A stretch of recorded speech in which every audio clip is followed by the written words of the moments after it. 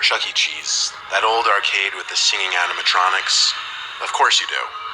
I just found out they went bankrupt recently. It made me think back to my horrible experience there as a very little kid. I was no older than 8 or 9. It was like my third and last time ever at a Chuck E. Cheese. This specific location closed down years ago, but it used to be basically down the street from our old house. My mom took my little brother and I, and she let us roam free and do our own thing and play the games, while she sat at one of the tables reading like most of the other parents. I was playing this clown game where you had to shoot the clown's teeth out with this little cannonball shooter. I was playing the games that would get me the most tickets for the prizes. I finished the game again, and the tickets shot out from the ticket slot. That's when I felt a tap on my shoulder. I turned and jumped in my seat. I was greeted with a giant Chuck E. Cheese mascot in my face. He held out his hand for a high five, and naturally I gave him his high five with a smile. He then pointed at the tickets and gave me a thumbs up. I think I just continued laughing and smiling and said, yeah. Then he pointed at the tickets once more and motioned for me to follow him. So I ripped the tickets from the slot and followed the giant mascot. As we walked across the main floor, a couple other kids around like 6 came up to him saying, "Hey Chucky," and he gave them both high fives.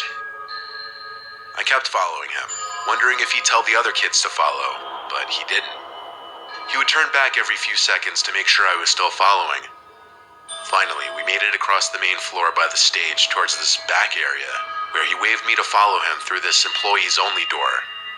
From what I remember about how I was feeling, let's just say a combination of weird and excited. We entered this narrow hallway, and I felt kind of special for being allowed access back here. Keep in mind, I had the mind and maturity of a very young child. The mascot led me to this back room where he motioned for me to enter first, so I did. It was this small changing room type of room. It had a few lockers on one wall and one long bench extending half the length of the room. That was it. He entered the room and shut the door behind us, and I noticed he locked it. That's when I became confused and afraid. I thought he was taking me to get a bunch of free tickets. What could he possibly do in this empty room with me? He approached me, put his furry mascot hand on my shoulder, and then started rubbing from my shoulder to my arm. Then he seemed as though he tried to reach lower with both of his hands, and I pushed him off and yelled, "Stop." That's when the person in the suit lifted the mask off his head, revealing some sweaty, middle-aged man underneath. He started to remove the rest of the costume from himself as he told me to be quiet. I sat there watching, shaking, and plotting my way for the door.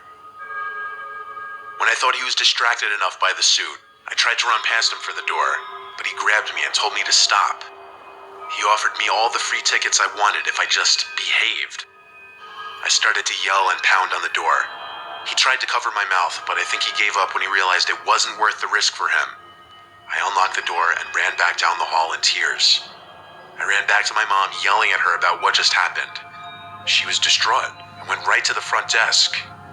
The girl at the front desk seemed to be in a panic as well, and I think she called for her supervisor. Pretty soon, all the music was stopped and the place was put into a lockdown of sorts, where all the kids were to go to their parents.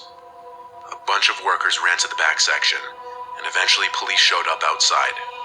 I had to give my whole story to a crowd of like 6 people, and I was extremely nervous. The man in the Chucky suit was some random creep who snuck into the back section of the building to dress in one of the suits and apparently lure children to the back. Realizing and looking back at that now as a grown adult is disturbing and disgusting, that I was the victim of a predator. I never found out if that monster was caught.